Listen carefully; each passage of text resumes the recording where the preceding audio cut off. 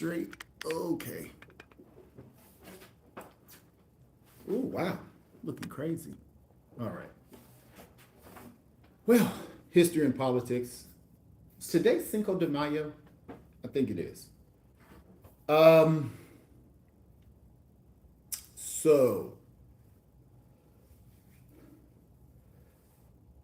what do we have? Oh, Trump and the conservatives up to, and I'm only jumping on Trump and the conservatives because they're in power right now.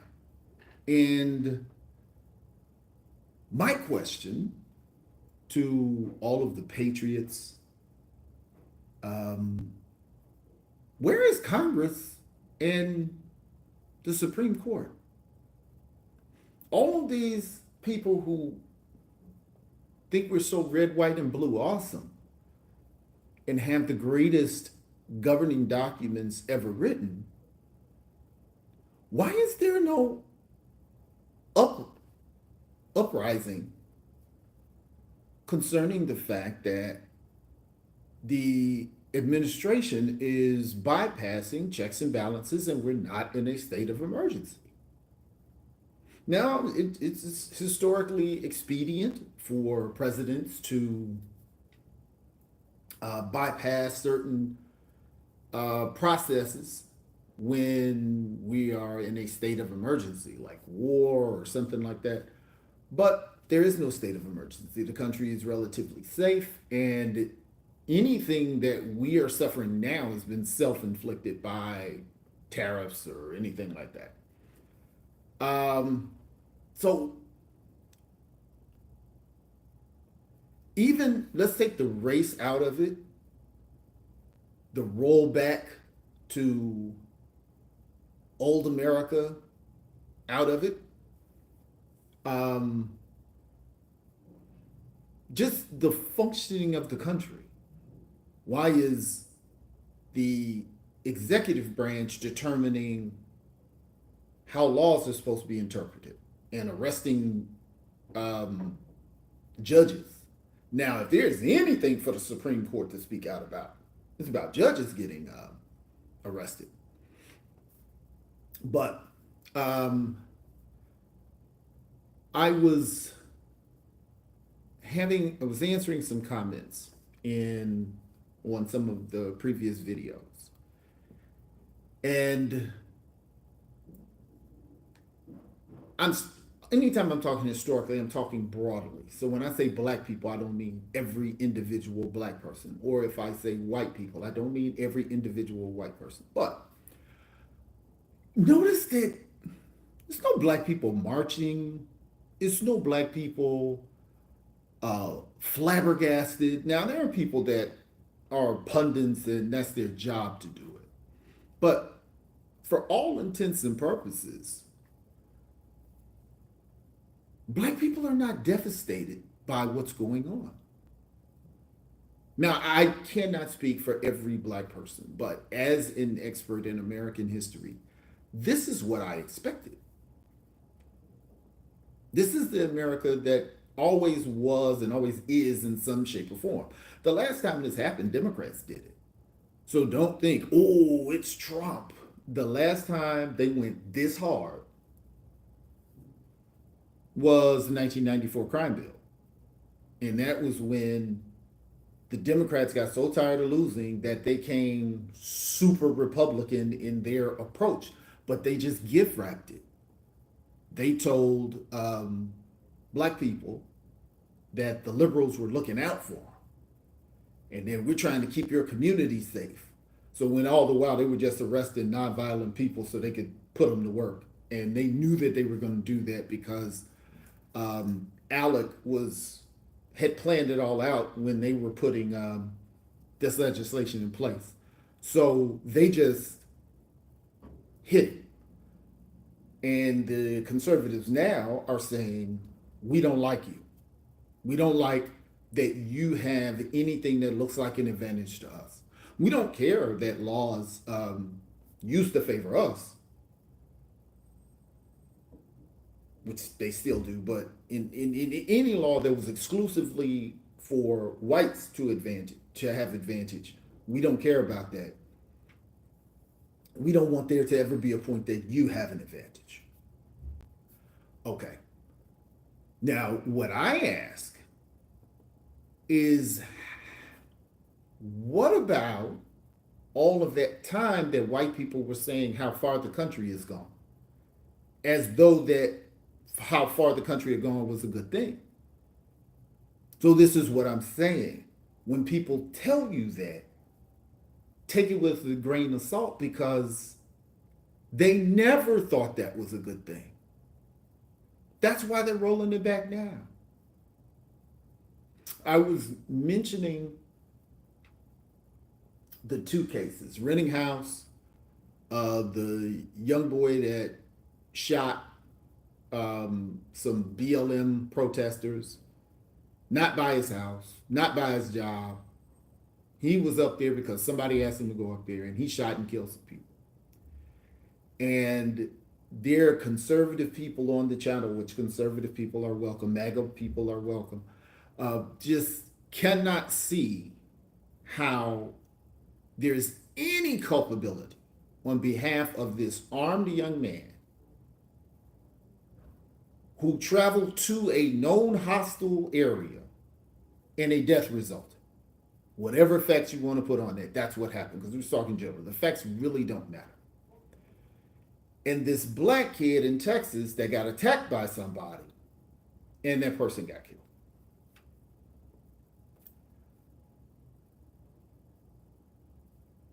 Without knowing any facts, when they just heard it on TV, there was, this guy is innocent, this guy has to be guilty, to the point that they raised a lot of money for the white kid who shot somebody.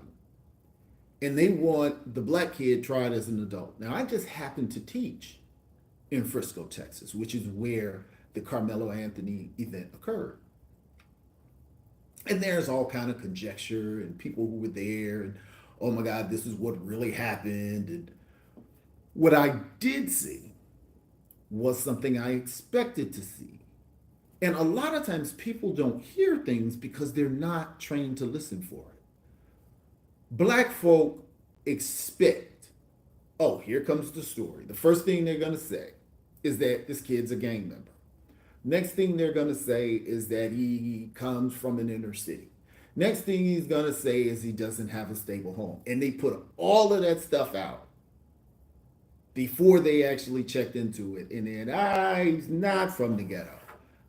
He has good grades. Oh, he's a student athlete. Oh, he's never been in trouble before. Oh.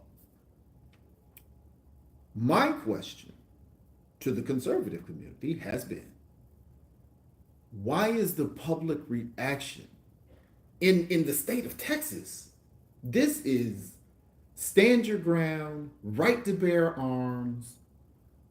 You do not have to retreat from a hostile situation. This is a Second Amendment place like I've never seen. And I've traveled all over the world. This person is actually attacked. He is threatened, he is grabbed, he is pushed, and it's more than one person, twice his size. He warns the person, he drops the person.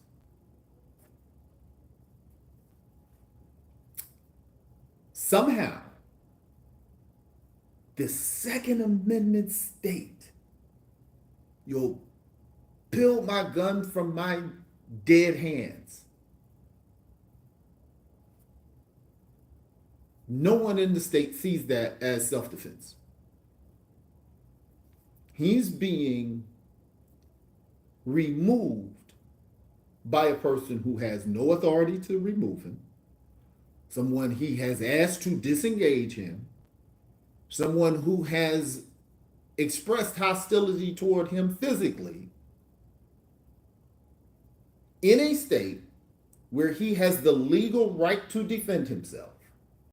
He has a weapon that is legal to carry, of legal length, and he warns him that he got it. Now, MAGA, conservatives, and just general white population can't process that if the facts are true, that this is a legal execution of the rights to defend yourself in this state. Now, if you live in Minnesota, you may not have stand your ground. You may have the requirement to retreat. But in Texas, you have the right to bear arms, and arms does not mean guns. Arms mean weapons, things to defend yourself. That's why they used arms. They didn't just say guns. So it's not even plausible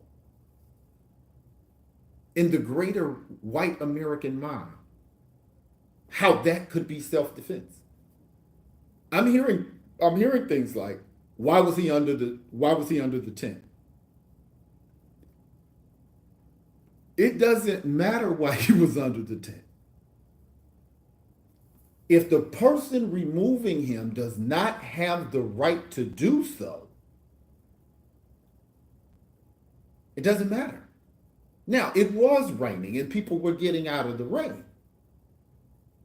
But why is him sitting somewhere suddenly gives anybody the ability to move him? And this is the logic that is being heavily argued.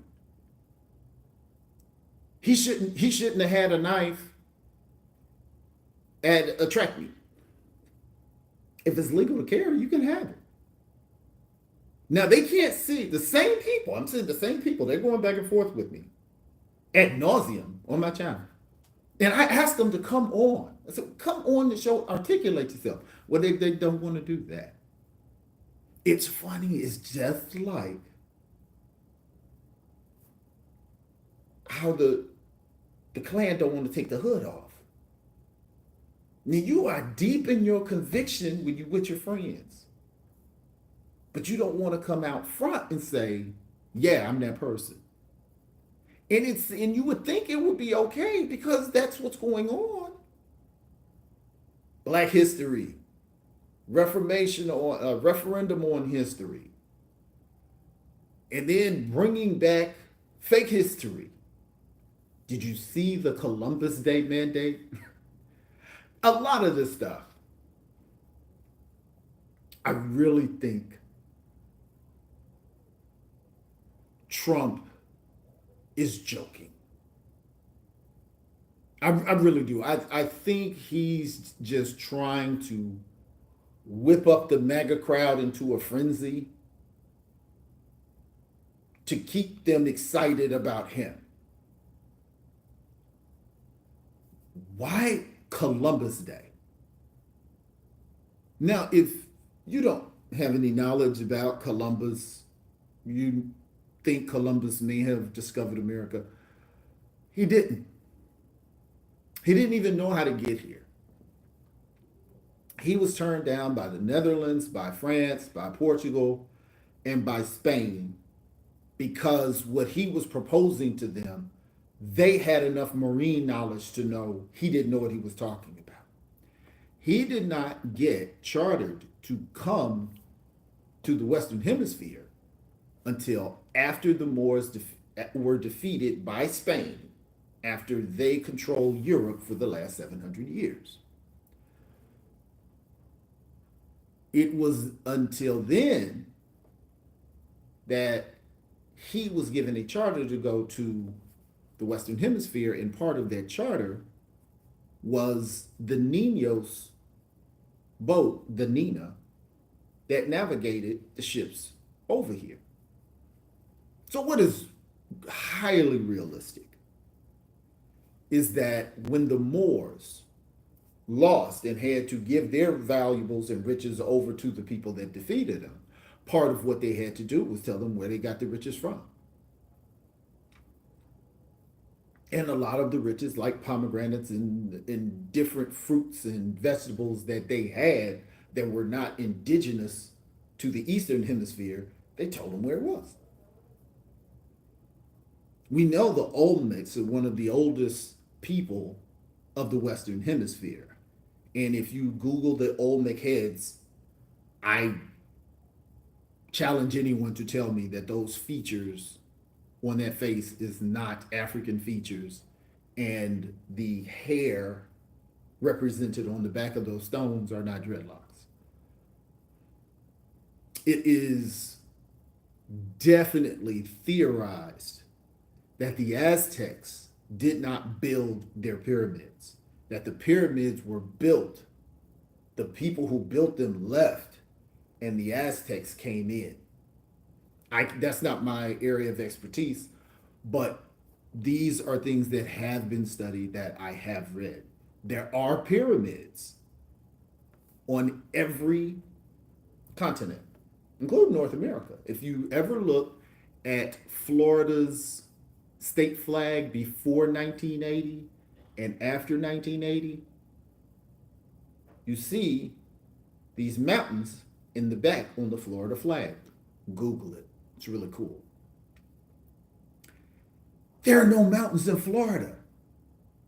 There never been mountains in Florida. Those were pyramids. There are pyramid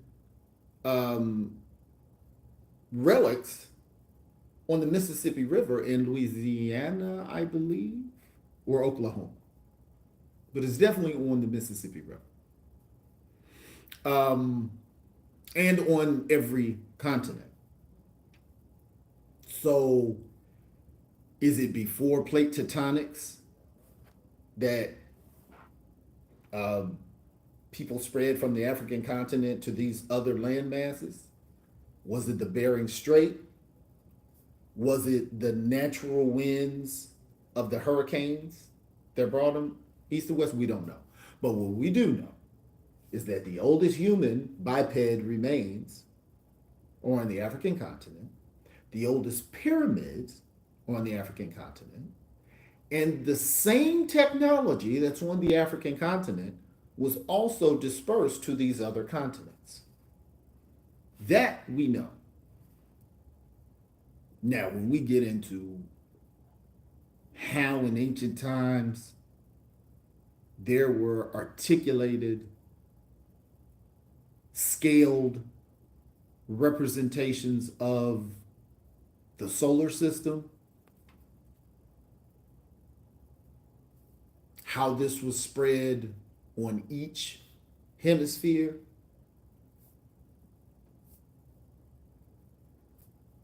but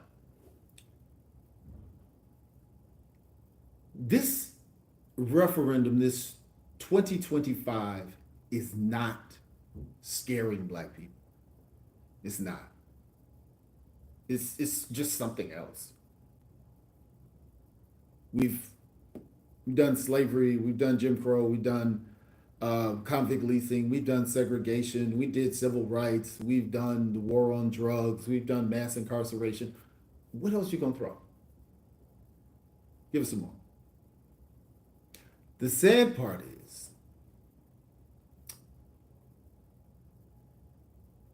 the other portion of the labor force, poor whites, have not noticed their proximity to us. You live on the right side of the tracks from us. The Powers live in another state. They don't mind bombing me first, but the fire is going to spread. So that's the question I really would love to get to ask some MAGA people. And one, MAGA people will not talk to me. I don't know why. Number two, I have not found knowledgeable MAGA people. I found rude, dismissive, uncaring,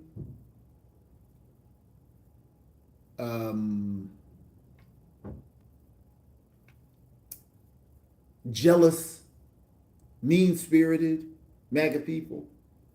And the sad part is when they comment, they'll comment on, because you can tell the MAGA people, they'll have something like Trump 547 or something on there.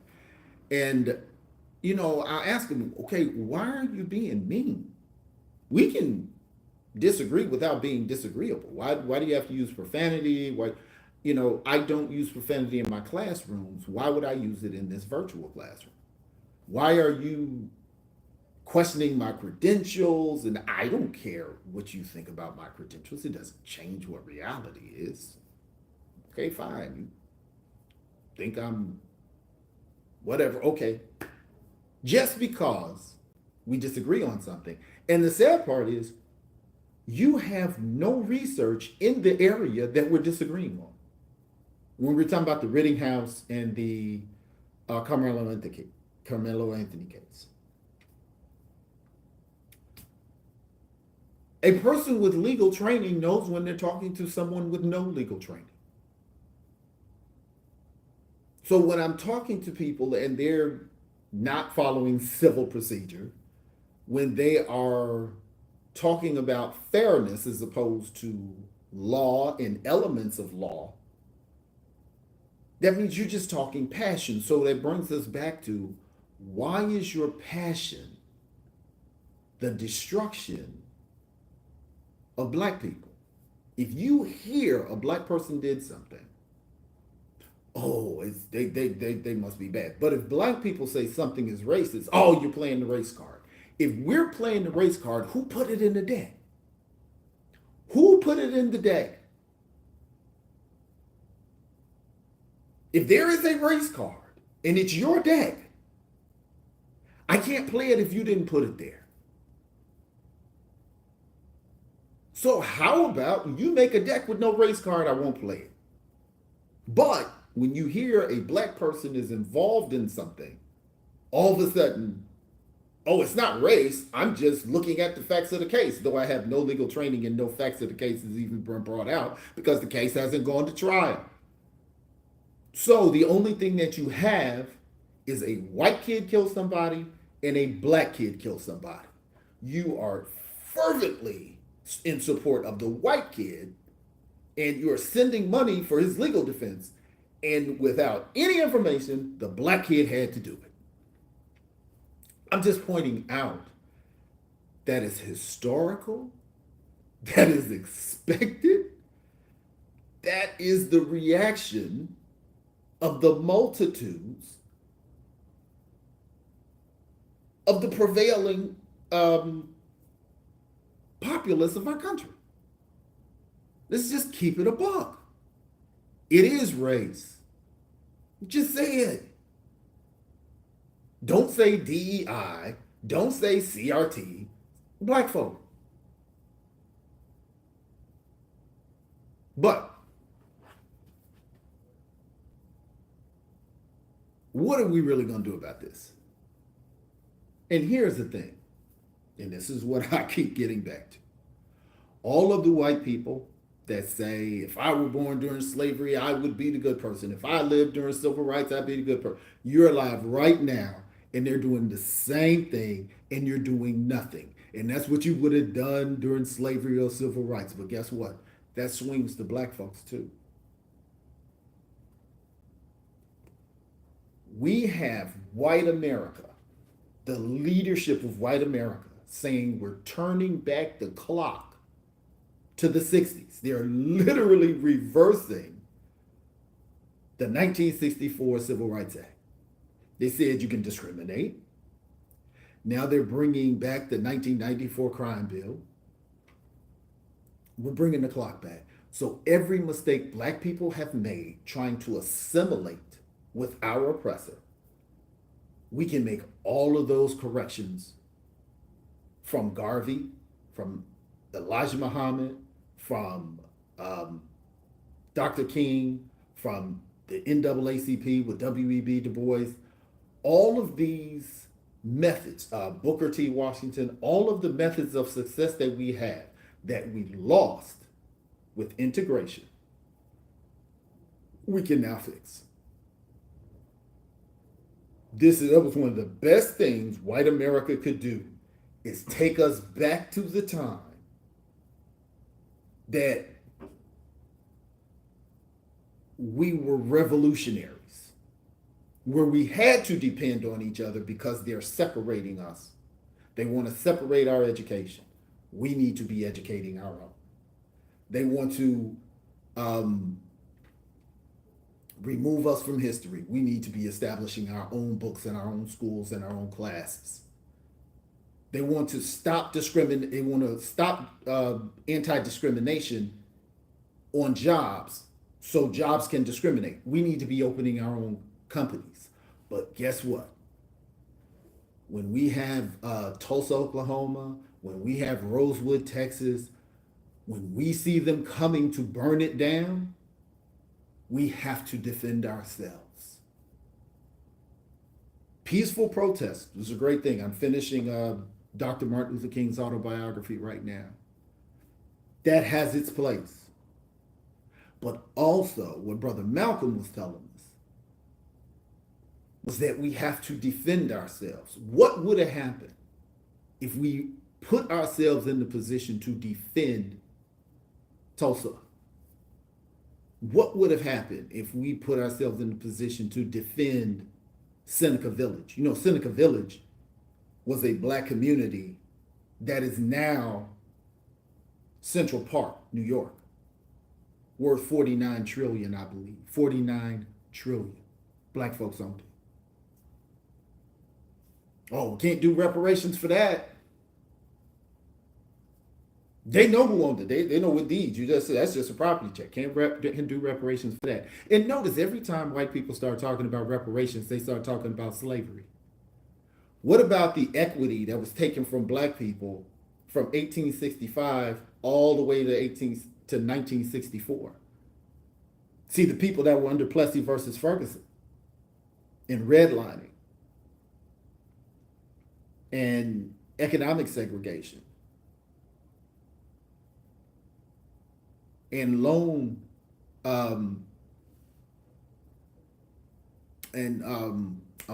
predatory lending, those people are still alive. What if we gave reparations to everybody that was alive prior to 1964? Reference, I was born in 1971. So, all the baby boomers, reparate them. Because the law was so wrong, they struck it down. Because it was economically incorrect. They said it did not align with the Supreme Court. So why aren't we repairing those people? You're right, slavery was too far back. Repair those people. Offer reparations to the families of the World War I and World War II veterans that were hung by white people in their uniforms. Reparate them. Because when Colin Kaepernick sat down or kneeled during an NFL game, all white America lost their minds. So I'm sure all white Americans would, in a second, reparate those men and women that were hung in their uniforms. And that's not the first war they did that. They did that through Revolutionary War, did it after Civil War, they did it after, yeah. Oh yeah. That's the thing. So let's reparate those people. Everything after 1965. Everything after Plessy versus Ferguson. I'm sure Emmett Till's family is still alive. Can we do reparations for him? I'm sure Malcolm X's family is still alive. I know they're alive. Can we reparate them? Martin Luther King Jr.'s family is still alive. Can we reparate them? Who has a problem with that? What's the problem? Now what's the problem? We don't know who Martin Luther King Jr. is? We don't know who's related to him? What about Medgar Evers? Can't reparate him? Can't, no? That murder? Oh, that was wrong. Oh. So instead of talking about the reparations we can't do, what about the reparations we can do? And why is it nobody wants to talk about this? I have an open line for MAGA, conservatives, anybody. Nobody wants to talk to somebody who is actually educated in this area. I don't bring on college students that I know I can just run into the ground because they're college students. But those who feel they are informed and are vehemently against these people begging. Think about it. If black folks weren't allowed to get mortgages, for the first 50 years mortgages were being given, all of the families were building generational wealth while black people were just getting jobs. That's where the wealth gap is. Can we repair that? We don't have to talk about slavery. And again, people talking about, well, black people own slaves. Reparations has never been an individual issue. It is an institutional issue. The government pays reparations, not people. Doesn't matter how much money Donald Trump has. Donald Trump is not going to pay reparations. He's going to pay taxes. Because this is what you have to understand. While black people couldn't vote, while black people couldn't have certain jobs, when black people couldn't build generation wealth, while black people could not own land, when black people could not own guns and defend their family, when black people could not go to colleges, white people were given free land. White people were given free education. White people were allowed to have guns, which created this gap in resources that exists until today. That is what reparations is about.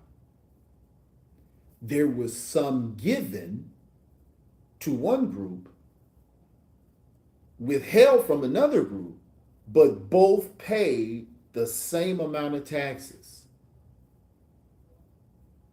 So the advantages that built the wealth gap with their taxes, and those who did not gain with their taxes, the country was built. That's post-slavery. So that being the case, make sure you guys like, subscribe, share the channel. This is History and Politics. I missed yesterday.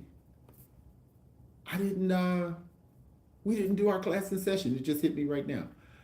But stay on to the channel. Definitely leave comments. Again, MAGA, my friends, conservatives, my friends. As much as I enjoy you in the comments, my channel is getting too big for me to answer all of the back and forth. It's a lot of videos. It's literally thousands of videos on my channel now. I think it's over 2,000 now.